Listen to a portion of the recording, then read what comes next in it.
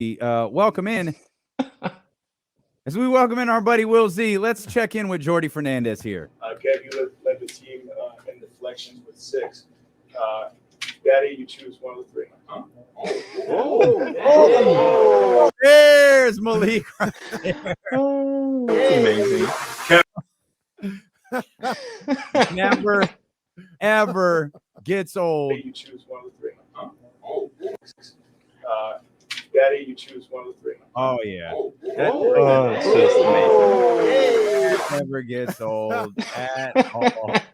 As we welcome in our buddy Will Z, who became a daddy while he was away from us. And he was just going over the perils of a newborn and their hunger schedule, their feeding schedule sounds a lot like mine. Just every few minutes I'm hungry, and I just snacks all the time. All of the time, man. But seriously, congratulations to you and Hannah. We trust everything is going well. Did we settle on? I know the gender was a bit of a surprise. Did we settle on Numbers as the baby's name? We did not, unfortunately. It was a close call at the end, but ended up not going with Numbers Zimmerle. Sorry, Damien. Did you go with Digit? Oh man, feels like a missed opportunity, but I guess that's just me. Of course, Will. Will text me the baby picture, with the weight and the size and all. Hey, Will, congratulations. He's like, yeah. So I probably won't be on this week, but I'll be ready by Friday. I was like, wait, Will, no. Like, wait a minute. Like, step away from the computer and go be a dad for the first time. Yeah. And of course, Will started, getting the itch almost immediately. Like, hey, we're going to do something. We're going to do something this weekend. Here we are. We're back to our regularly scheduled visits with our buddy Will Z. The draft is about 3 weeks away. That's 3 weeks from tonight, as a matter of fact. Free agency begins 4 weeks from tomorrow. You've done an amazing job doing some writing over at ESPN1320.com, as well as some of your social media posts that includes, free agent wish list, trade wish list, different things like that. So I'll start with this question, Will. With these different wish lists that you have in terms of free agency and trade, which player in either category do you think would have the greatest impact on Sacramento next season? I think free agents, just because it's hard, because I don't know if they have enough money to go get a big ticket name. But my instinct goes with free agents because that way you don't have to get rid of anyone. But it depends on if you're trading kind of rotational players or just salary filler and picks if you go the trade option. So my gut leans towards free agent, but there's still that kind of little opening for the trade to have the bigger impact with that kind of bigger splash that they won't be able to make with their cap space limitations. Yeah, that's my concern with trying to, improve this team in a major way, the way everybody's talking about. Number one, like you just mentioned, I don't know if they'll necessarily have the money to do it with what they're looking for. And number two, I'm not sure what free agents are actually going to be out there that'll be game-changing free agents. There's guys that I like, a bunch of the guys on your list, a bunch of guys that we mentioned, but half the guys I like are restricted free agents. And then the other half are just like, I'm not sure if they're better than Harrison Barnes. Yeah. So there's a couple guys I like specifically, but it's like 2 or 3 of them. Yeah. And it seems like with the free agents especially, it's going to be the sum of multiple little moves. Pretty much like last year, how it was kind of the Herder combined with drafting Keegan or with trading for Keegan and getting Malik. Yes. That newborn brain. I got you, buddy. It's all right. But it's just those little moves that add up, and it feels like that's what's going to be kind of the key this year, again, is doing multiple little things to get the roster shored up. Is there a particular player in your free agent wish list that you like the most? Yeah, I mean, we can run down do you want me to go through like my top 5 wings? Sure. The article. All right. So, by the way, he's got a top 5 bigs coming up too. Like that's like Will's broken this thing down into positions. He's on. Yep. So looking at just wings, because that feels like the most important position. It's either you bring back Barnes or you bring in someone to upgrade. So for me, the top 5 wings are bring back Barnes. He knows the playbook, he knows the players, great chemistry. He just fits very well in this offense, and his ability to get to the free throw line is the Kings were 5th in the NBA last year in free throw attempts. Him, Fox, and Sabonis averaged 16, I think like 16 free throws a game between the 3 of them. So them as a trio just really helped elevate that aspect of their game where they don't really have another player who can get to the line as much as Barnes, Fox, and Sabonis. So if nothing else, bring back Barnes, upgrade kind of some other spots, but I'd be happy with that. And number 4, I'm going to try and convince you guys. I know that you're a little iffy on this. Khris Middleton. So I don't know. Did you guys see the news that he just had surgery? Yeah, he had another surgery allegedly. I have some thoughts on this. We won't bog Will's time down with this, but the way they talk about surgeries today is a little ridiculous. Yeah, dude just had a second surgery. Like, that's a big deal. Surgery, bro. Yeah. So all of this was kind of formed before knowing that. But the reason I think Khris Middleton would fit well on the Kings is because looking at his numbers and doing like a deep dive, his wide open 3-point percentage for threes last year was 40%, but he only shot 1.2 per game.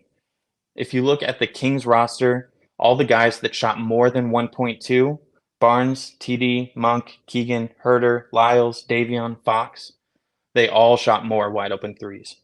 So he theoretically would get way more good looks on the Kings than he does as a member of the Bucks. So I think that would help him out as well. And then just the amount of his field goals that come off of 3 or more dribbles. So 48.7% of his field goals were on 3 or more dribbles. And that's just, it's a lot for him. And the reason I think, again, it would be an interesting fit is because for the Kings, they get that person they need desperately who can go get his own bucket. It seems like after the playoffs, everyone was kind of looking for that type of player. And then on the flip side, RIP flip side, he gets less, he would get, again, more easier looks working into this offense with the movement and just kind of the easier looks. So I would just be really intrigued to see him kind of in a different offense than what Milwaukee's running. But I don't even know if Milwaukee will move on from him. He's expensive. He's a little older. But I think the fit could work. It's just the most high-risk move on the list for sure. Doesn't he have a player option? He does. He and does. I can't figure out that. the $40 million that he's owed, where he gets that in a lengthy contract. You know what I mean? Because multiple years for 40 doesn't do it. Like it has to be multiple years for 60 to 80. And do you want Sacramento to do that? Yeah.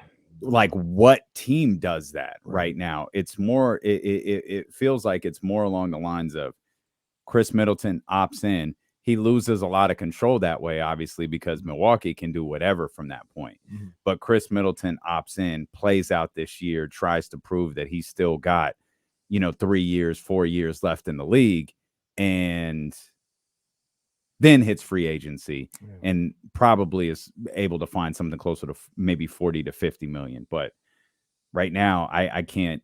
The math doesn't work for opting out of a contract that pays you $40 million for a single season. If you're him, you got to take this 40 here, and because he'll get another contract regardless. If it was a rare team option, what do you think Milwaukee would do? I think they would. I think they'd bring him back. You think so? I think they bring him back for 1 year because cutting him doesn't do a lot for you. That's what I'm about to say. What are they going to do with that spot? Look for somebody that kind of gives him that production when he was healthy, and that person isn't really out there right now. Right. And again, it doesn't mean just because you cut a player that makes $40 million that suddenly you have $40 million to play with. Like, there's a lot of other stuff that goes into it, and it probably wouldn't make sense in that regard. The best case scenario for everyone involved could be he opts in. Maybe Milwaukee finds a home over the course of the next 6 months for him. Or I think Milwaukee I think they're just going to be there together. Just play out the year. Yeah. That's how I feel too. It's like I don't know why they would move on from him. They seem to all enjoy each other and playing with each other, but They do. I mean, they did Yeah. just fire their coach. Like it's That's like they're looking to. I mean, they're not sitting on their hands. Mhm. Like they know they've got they've got one of the penthouse players of the league, and you've got to maximize that roster. You got to maximize your time with him. And I don't know how you do that. You listen to D'Lo and Casey on KIFM West Sacramento 98.5, FM KRX QHD2 Sacramento, ESPN 1320. Always live on the free Odyssey app. You can watch on twitch.tv/ESPN 1320 and youtube.com/ESPN 1320. Our buddy Will Z here, the ESPN 1320 statistician. Will, continue with your list here. Yeah, so at number 3, moving on to Kelly Oubre. I like Oubre because he's a little chaotic, and I think that would kind of infuse some life into the Kings, especially in that starting lineup. We see Monk kind of do that off the bench, but everyone on the starters is just so even-keeled that if he's your starting 3, you might be able to kind of get some energy. They had some slow starts this year. So I think he may be able to help with that. From a numbers perspective, he had 3.2 deflections per game last year, which was 7th most in the league. The Kings love deflections. You heard it in that Jordy Fernandez clip. They reference it all the time. So the Kings were at their best when they were getting out and run, getting steals, and those easy transition points. And I think he could do that. He's been with Mike Brown before on the Warriors, so a lot of people question kind of his decision making. I feel like Mike Brown will have his thoughts on that. If he's all in for it, I'm all in for it. So for that, I'll leave it up to McNair and Mike Brown and kind of trust what they say. But from numbers, I like Oubre's fit. Kelly Oubre last year, 20.3 points a night, 5.2 rebounds a night, 1.1 assists. Mhm. 4. The Charlotte Hornets. Yeah, I think that's and it wasn't very efficient either. That's the 43% from the field, 32% from beyond the arc. Well, Will said it. He can be a little chaotic. Yeah.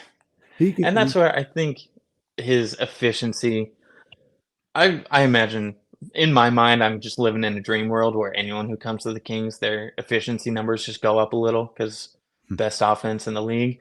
I don't know if that's actually going to be the case, but for someone like Oubre, I feel like his numbers, his percentages would go up at least a few ticks. But I don't know, hard to say. I like Kelly Oubre. I like the idea of Kelly Oubre being with the Kings. I think that he's proven himself. He's going to be able to be a scorer on this team. I think he's a willing defender. You also got the caveat of him playing with a guy like Fox, and that's somebody he's got history with. And as far as I know, it could be wrong. We just assume because they played AAU ball that they like each other. Maybe they don't like each other at all. But if I'm gonna assume that they have a good relationship, and he'd be willing to come in here and add to what this Kings team has already established, aside from trying to dominate and create his own little situation. So I like the idea of Kelly Oubre being here. That's number 3? Yeah. Okay. Who got at number 2? Number 2, Jeremy Grant. Big, long wing, a little bit longer, more length than some of the others. He, I think, would just be such a great fit. He can shoot. His wide open 3-point percentage last year, 48.4%. So not too shabby. And 7'3" wingspan paired with Keegan's 6'11" wingspan would just give them so much length on the perimeter. And I think the two of them could really form a good defensive combination out there as well, as Keegan continues to take strides on that defensive side. And I believe it was the OJs that said money, money, money, money, money. Yep, that's the problem. Money. Yeah. I believe that was the OJs. that fits Jeremy Grant. No, that wasn't the OJs. That was the Ohio players. Which one? Heaven must be like this. Yeah, I believe that. I know that because that's what Isaiah Thomas said after they won the championship. Okay. All right, Isaiah. You really love you some Isaiah Thomas, boy. Isaiah Thomas was a bad boy on the court. He was. He was a bad man on the court. I think I know number one, Mm-hmm. but I'll let you reveal that. Yep, Cam Johnson. Yeah. I think he's top of the list no matter what position. He just, I think, would fit in picture perfect for the Kings, especially on offense. So he's 27 years old. Again, restricted free agent, which makes it a little harder, a lot harder. But averaged just career highs across the board last year. He had career highs with 15.5 points, 4.4 rebounds, 1.9 assists, 1.2 steals, 47% from the field. So just everything is still on the way up. And I feel like he's really hitting his stride in the league. 40.4% from three on the season. That's just straight shooting 3-point percentage. For me, looking at the Kings numbers, it feels like they can still get so much better from three than they were last year. They were 9th in the league in 3-point percentage, but you look at kind of what else they did. They had the highest 2-point field goal percentage in league history. So you can't really top that. They shot the 5th most free throws in the league, but their 3-point percentage, if they can get that up from, what was it last year? Where'd it go? 36.9%. If that can just jump to like 38, 39%, just a few more, even 37, just get it up a touch more, and their offense gets even more dangerous. Cam Johnson seems to be the one where, Kenny, I think you'll like this, is you lean all in on the offense and just go for it and hope that your defense is good enough. And I think he is the type of defender where you could get by with him on defense too. But their offense with him, I think, would just be even more explosive than last year, which is hard to imagine.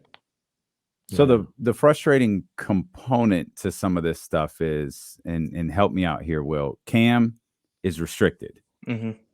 Jeremy's restricted? Unrestricted. So Jeremy Grant's unrestricted, but he's looking for huge money. And what's Kelly Oubre? He's Unrestricted. Okay. I think after having this conversation, Oubre might be the way to go. Yeah. And the thing that you think about with this whole with everything, with trying to improve at that spot, is do you think they're a better player than Harrison Barnes? And some of these guys, like when I talk about Josh Hart, or they throw other people out there, it's like, I mean, they're about the same. I think Kelly Oubre is better than Harrison Barnes. I think he's a more talented player. You're getting 4 years younger at that spot, and he's more dynamic and explosive in on the offensive end. And it may not even be that he's better than Barnes. He's just different than Barnes, which the offense might need. They just need a little bit of difference thrown in there. I'm just taking a quick peek at something. Don't mind me. Go ahead. Last year's, in terms of points, is kind of an outlier. For Oubre? Yeah. He's not I mean, 20 is his highest, but he's like 18, 16, 17, things like that. Like he gets him up. He has 20, and then the previous 2 years was 15, and then he had the 18.7 the year prior where he was with Phoenix, 16 the year before that. So really, since his third season in the league, he's become a better scorer. I wouldn't expect him coming in as a 20-point per game scorer. No. But I think you could realistically see him as a 15, maybe 17-point per game scorer. I think he gets to 17. And what's HB again? 15, I believe. He is. Okay, I don't know. I'll just let that sit out there. I don't know if it means anything. He's younger. I'll give you that. Kelly Oubre, a better defender? James had some numbers the other day that I couldn't believe what I was hearing. That had Harrison being an above average defender compared to the league. just with the eye test, I didn't think he was that good defensively this year, especially guarding on the perimeter. I think Kelly Oubre would be better guarding on the perimeter than Harrison. But the numbers say different. So Will, just Harrison was like 5th on your list. So I assume if a scenario was put in front of Will Z. McNair here, and it's like, look, you have the ability to re-sign Harrison. He wants to stay. Or you have the ability to sign Kelly Oubre. You could do either one of them. Which one would you do? The money the same? Yeah, everything the same. Everything works. just which player Checks do out. you Which want? player would you do? Oh, it's such a. I think I'd go Oubre too. I think I just like his athleticism. No, I know. I love Barnes. I do. Wow. It hurts me. He's been. It really hurts to say. Well, you said it pretty easily, so I think you and Kenny. I love Harrison too, man. Oh yeah, well, just how you show love, huh? I know, man. I love Harrison, man. I got that. We're trying to win a chip, man. This feels like a We're trying to win a chip. feels like a chatty house question. Yeah. All things equal. You guys can talk without me. I'm typing this in. Kelly Oubre or Harrison Barnes. Don't be a turncoat like Will. I just think that I think your upside, you have bigger upside with Kelly Oubre. Yeah, I think there are times when he can get his own bucket, more times in my opinion, in more ways to get his own bucket than HB. You get a little more aggressive, a little more athletic on the perimeter. Yep. And I think those are two of the things that they really need. Yeah, and looking at Barnes can get going like from he had one game over 30, 19 games between 20 and 29 points last game. The thing I like about Oubre is his ability to just kind of get on a heater. And the Kings seem to have so many players who can just get hot. And to add one more who can really get going on any given night, I think just kind of opens things up for him. I want to see what his points were.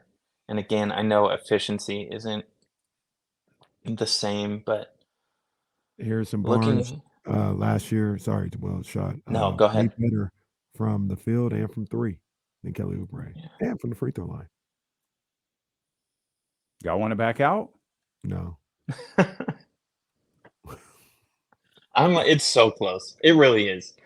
Because Barnes' ability to get to the free throw line saved the Kings a lot in the season. Like he can just give him the ball, let him go, drive into the lane, do his little Euro step, and get to the free throw line. Like it's tried and true. You know it's gonna work when you need a bucket.